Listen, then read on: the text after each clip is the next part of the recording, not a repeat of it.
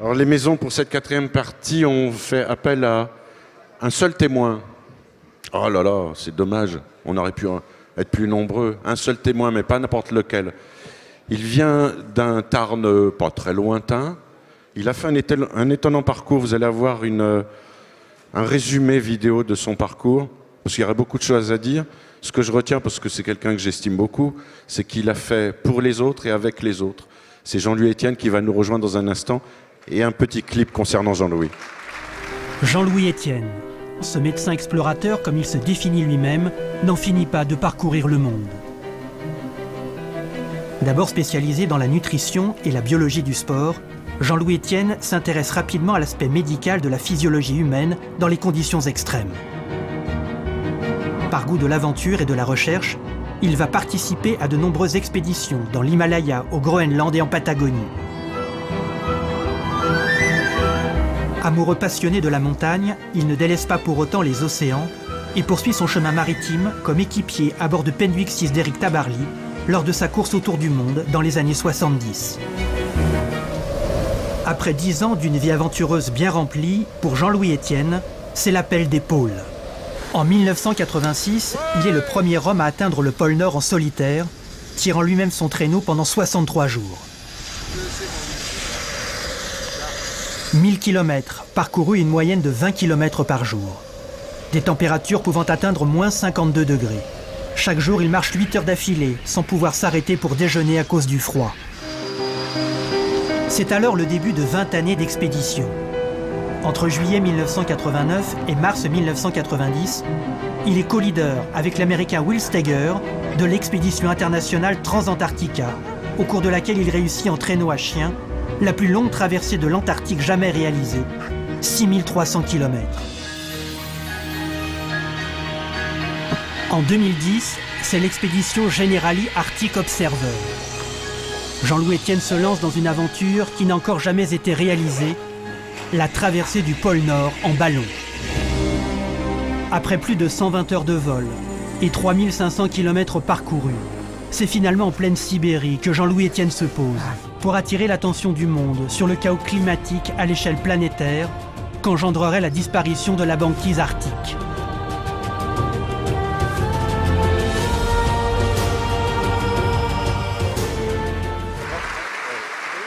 Jean-Louis, on n'a pas tout dit.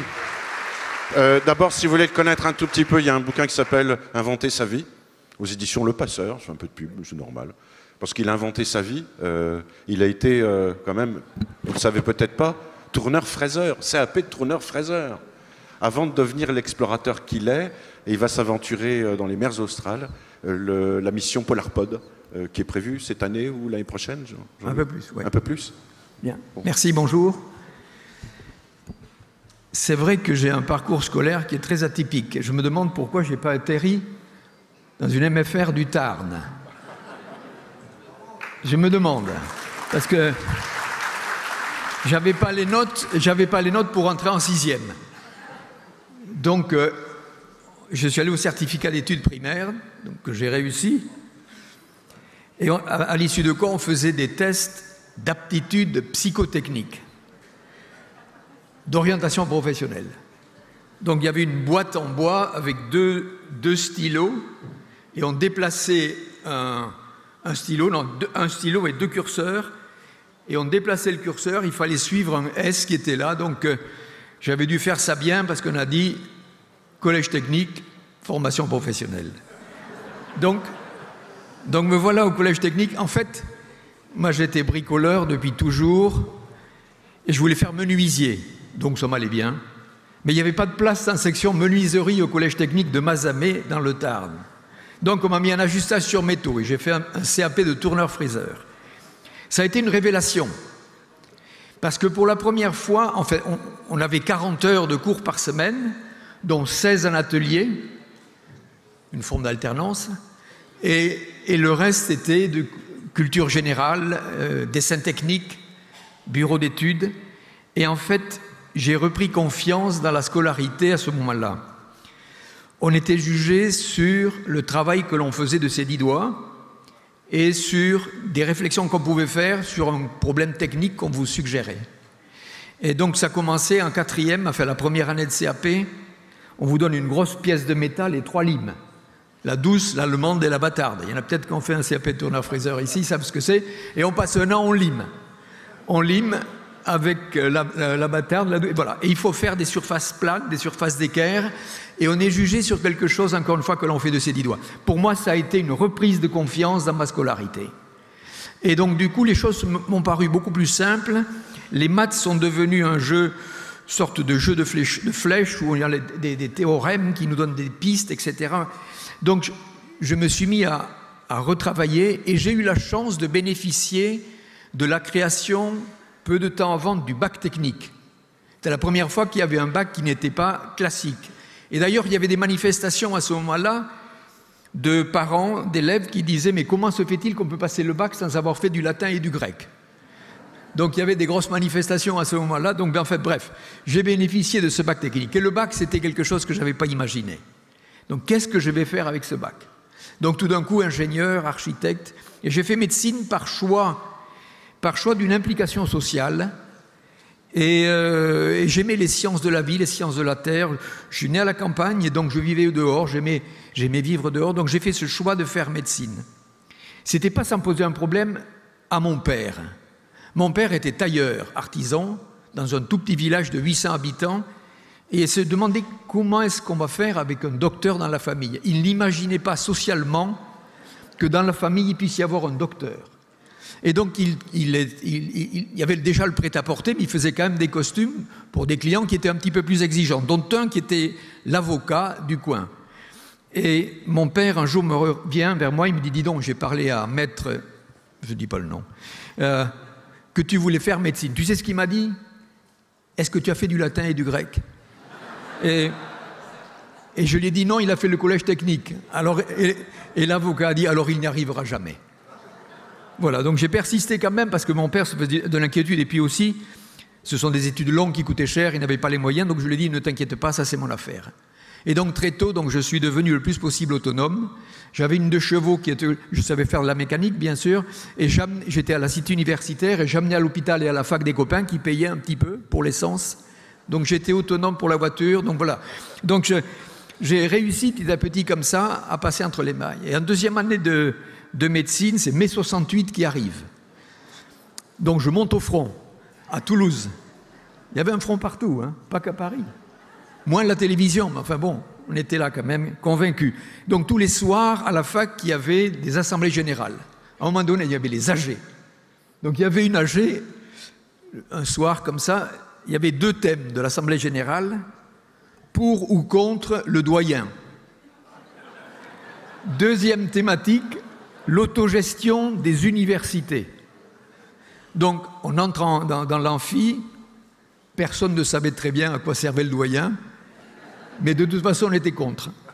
Et ça c'était la base. Et deuxièmement, autogestion des universités, c'est quand même complexe, hein.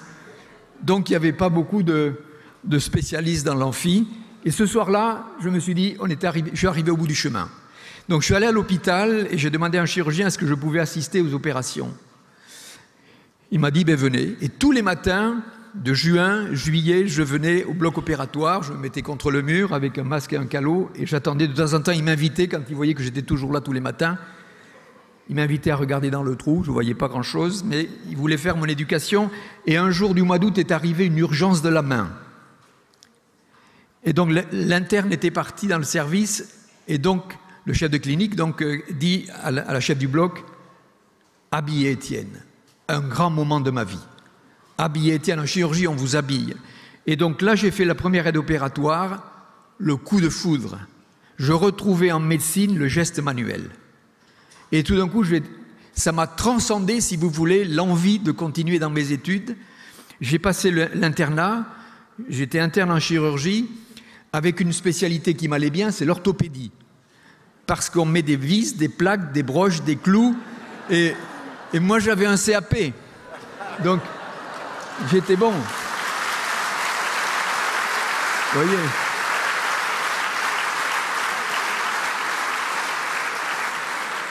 Formation professionnelle, même en chirurgie, important. Et donc, en 2e année de chirurgie, il y avait quelque chose de plus fort qui me taraudait depuis tout petit, un rêve d'enfant, faire des expéditions. C'est quelque chose que, je ne sais pas pourquoi, mais on avait à la maison un magazine, un échantillon d'un magazine qui s'appelait l'Illustration. L'Illustration, on le trouve aujourd'hui chez les antiquaires. C'était le National Geographic français du temps de l'Empire. On avait un empire colossal. La France avait des terres partout dans le monde et envoyait tous les corps de métier. Et donc, il y avait sur l'Illustration des bateaux qui partaient, des caravanes de porteurs. Tous les corps de métier étaient envoyés un peu partout dans le monde. Et je m'imaginais, je rêvais faire partie de ça. Et avec le diplôme de médecin, les 2 années de chirurgie, un peu d'urgence, j'ai proposé mes services de médecin. Donc, vous avez vu quelques exemples. J'ai fait la course autour du monde avec Éric Tabarly. J'étais avec le père Jaouen. Pendant un moment, le père Jaouen, c'était un jésuite qui s'occupait de la réhabilitation des sorties de prison et ensuite des toxicomanes. Il m'a appris beaucoup, le père Jaouen. Père Jaouen était un type qui était capable, chez lui, il avait une grande salle, d'accueillir tout le monde à manger parce qu'il disait, quand on a donné à bouffer, ça va mieux. Et il avait cette capacité, le père Jaouen, de derrière, au-delà de la carrosserie cabossée, parce qu'il recevait des sorties de prison, des toxicomanes, des gens en déshérence sociale, et derrière l'humain cabossé, il voyait l'âme. Et il savait déclencher quelque chose de généreux et de donner envie à l'autre de faire quelque chose de bien. Donc j'ai été son médecin sur le bateau pendant longtemps. Donc Éric Tabarly, la course autour du monde, le père Jaouen, j'ai fait beaucoup d'expéditions pendant 12 ans. J'ai fait de la médecine générale pour gagner ma vie, j'avais abandonné la chirurgie, et j'ai fait des expéditions jusqu'à ce qu'à 40 ans, je fasse la mienne, aller au pôle Nord. Et là, je l'ai décidé un jour de me dire, il est temps que je fasse mon histoire. Avant, j'étais équipier, là j'étais le patron. C'était moi qui avais inventé l'histoire, qui avait réuni les moyens financiers pour la faire, qui l'avait réalisé et qui l'avait réussi. Et à partir de ce moment-là, je me suis dit, ça va être ma vie. Et ça, depuis donc 40 ans, je suis devenu entrepreneur d'expéditions lointaines. Parce que quand on dit qu'un explorateur, on me voit tout le temps on imagine un mec avec un sac à dos qui est toujours en partance vers quelque chose, un sommet impossible. C'est un vrai métier de monter des expéditions. Il y a une logistique, il y a réunir des équipes, faire travailler tout le monde, trouver des financements, la partie la plus compliquée, et sur le terrain, mener des équipes. Donc je mène toujours cette vie. Philippe Bertrand l'a évoqué tout à l'heure, j'ai toujours un projet futur, j'espère verra le jour, pour explorer l'océan austral, qui est l'océan qui est autour de l'Antarctique. Donc vous voyez, cette vie, elle est sinueuse, mais aujourd'hui j'ai 70 ans, et on demande aux héros que je suis sur la scène, est-ce que vous avez un message? Et alors donc je me retourne vers mon trajectoire, et je me rends compte qu'en fait, je suis resté fidèle à cette envie de jeunesse de faire des expéditions. Et en fait, je me suis maintenu là. Et pour ça, j'ai fait des choix. J'ai fait des choix quand Éric Tabarly m'a envoyé son courrier pour me proposer la course autour du monde. J'étais revenu assistant à l'université. Donc j'ai rompu avec cette carrière potentielle universitaire pour faire ce choix. Ensuite, j'ai eu d'autres propositions quand le président Mitterrand, en 92, m'a proposé un accompagnement politique et de devenir donc, ministre de l'Environnement. Et donc, on a eu un entretien d'une demi-heure, de 19h30 à 20h, non, de 18h30 à 19h.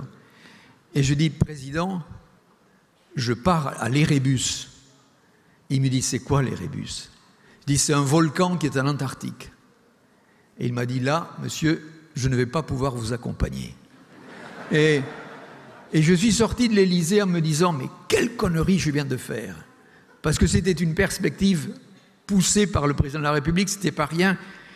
Et en fait, j'en avais parlé à Haroun Tazieff, il m'a dit, t'as bien fait de ne pas y aller. Et en fait, on n'est pas fait pour ça.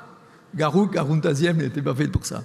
Et donc, vous voyez, j'ai fait des choix axés sur des choses que j'avais envie de faire. Et donc, je dis tout le temps, vous avez compris qu'avec ce parcours un peu atypique, je suis fléché par l'éducation nationale et je fais beaucoup d'interventions auprès des lycées pour dire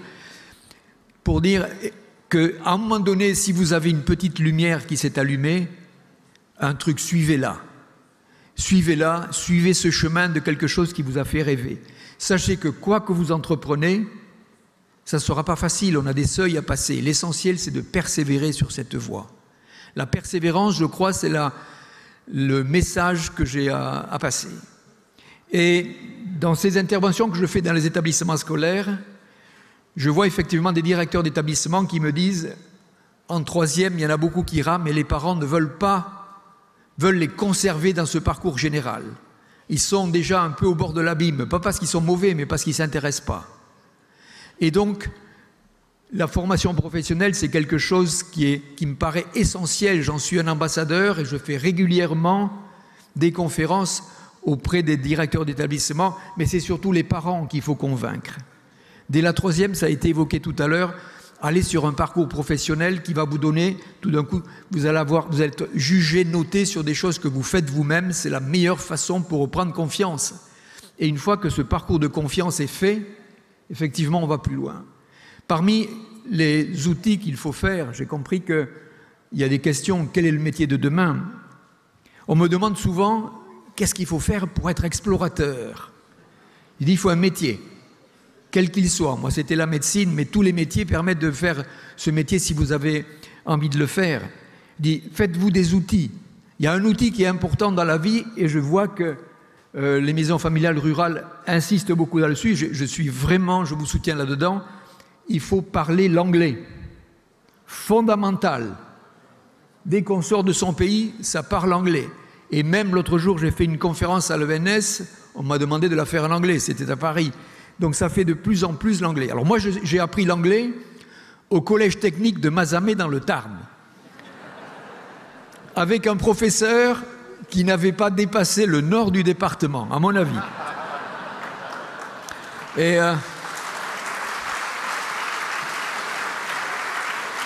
l'amigo. Et en plus, il roulait un peu les airs. Donc, on a des souvenirs impérissables d'une des premières leçons. Forme affirmative. A cat is an animal, repeat after me. Alors, tout le monde disait a cat is an animal, a cat is an animal. Puis après, forme interrogative. Is a cat an animal? Alors, silence dans la salle. Eh bien, is a cat an animal? Eh bien, yes. Voilà. Alors, donc, bon, les profs ont fait des progrès, les élèves aussi. Depuis, moi aussi, j'ai un petit peu appris. Mais je suis sérieux. C'est un outil essentiel. Et je vois que vous y êtes sensible, c'est formidable. Et donc, je dis tout le temps, persévérez sur la voie de vos rêves, même si le chemin est difficile. On progresse par seuil dans la vie, vous le savez. On a quelque chose qui vous plaît. C'est difficile, c'est là qu'il faut tenir. Résister à la tentation de l'abandon quand ça devient difficile. Lisez, écoutez, parlez à d'autres, échangez. Une rencontre fait que, hop, vous reprenez confiance, vous passez un seuil et continuez. Persévérez. Si vous faites une part du chemin, et ça je peux le confirmer, si vous faites une part du chemin, la vie fait le reste pour vous.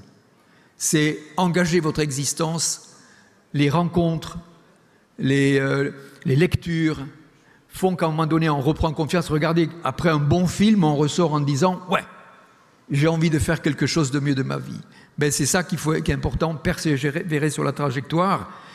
Inventez votre vie. C'est vrai, moi je suis explorateur des paysages lointains, mais chacun a une exploration de sa vie à faire. Devenez l'explorateur de votre propre existence. Notre capital, c'est nous. Chacun a son capital en lui. Ce n'est pas extérieur.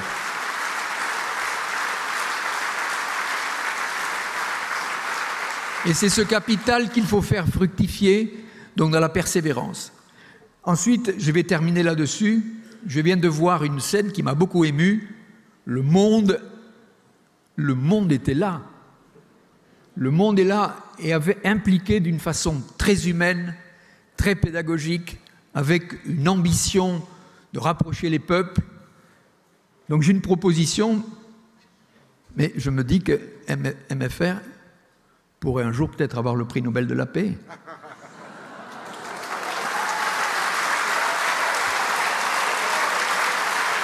On peut le proposer. Alors, persévérez sur la voie de vos rêves, même si le chemin est difficile, et puis vous avez compris qu'il n'y a pas d'âge pour se faire plaisir. Merci. Merci Jean-Louis. Jean-Louis Etienne.